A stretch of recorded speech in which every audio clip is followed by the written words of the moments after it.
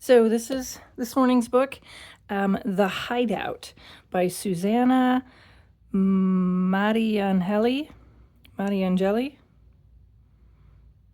Okay, Mattiangeli. That's a cool name. Illustrated by Felicita Sala. This is so much what my children look like. All of the wonderful things. I love finding marbles. Abrams Books for Young Readers, New York. To the Hidden Creatures, SM, for Matteo and all the other wild children, FS.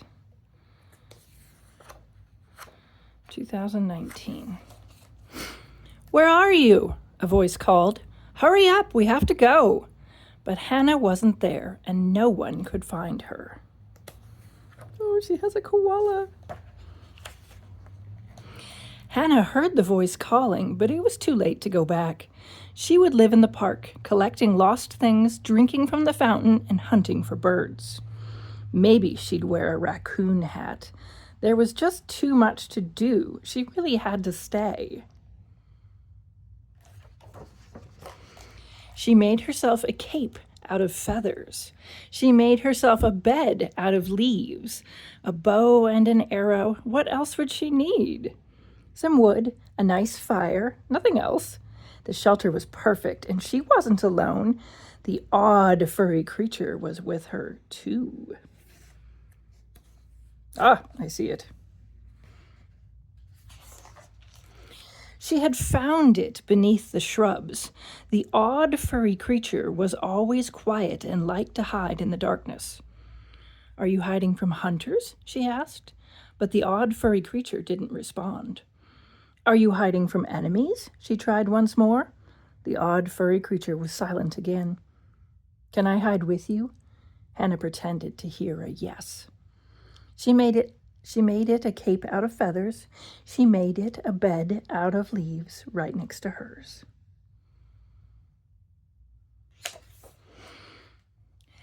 Life in the park was wild. They ate grass and biscuits they found on the ground. They roasted pigeons on the campfire. They collected caterpillars, sticks, and dry leaves. Outside the shrubs, dogs peed on trees, old ladies went for walks, and balloons flew away.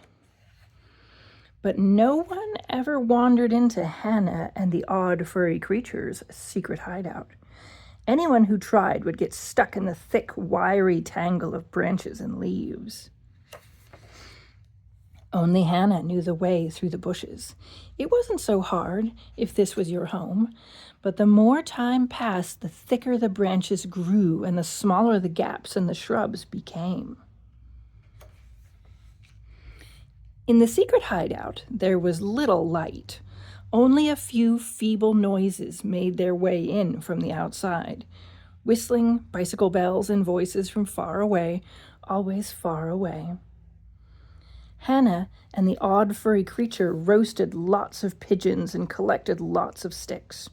After that, it was perfectly quiet. So quiet. And only then, a voice loud and clear came from who knows where. Where are you? It said. It was hard to believe, but somewhere, someone was still looking for her. Hannah wondered if everything was still the same outside. She wondered if there was anything new to see after all this time.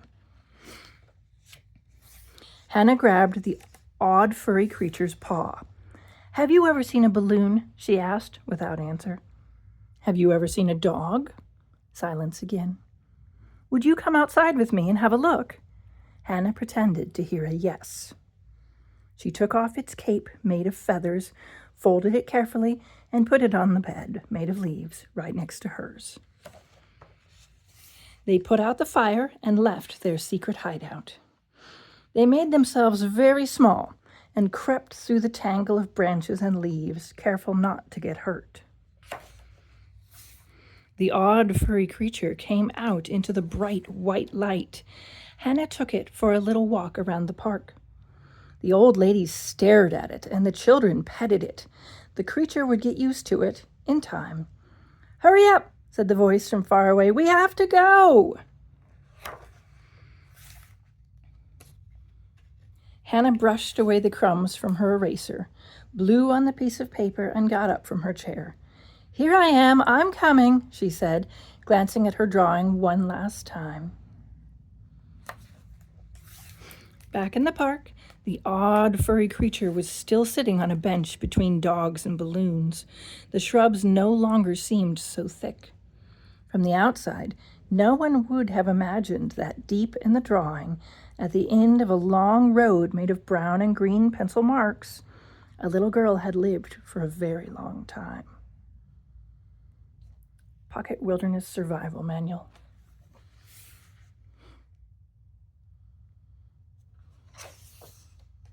So I tried really hard to not make a million comments. This reminds me, if you liked this was my first read. This reminds me of Song of the Sea, which is a wonderful animated movie. This reminds me of Hannah Banana, which is a book about a girl who's wild and free and friends with a boy in the park. It reminds me of all of those great books of discovering hidden places.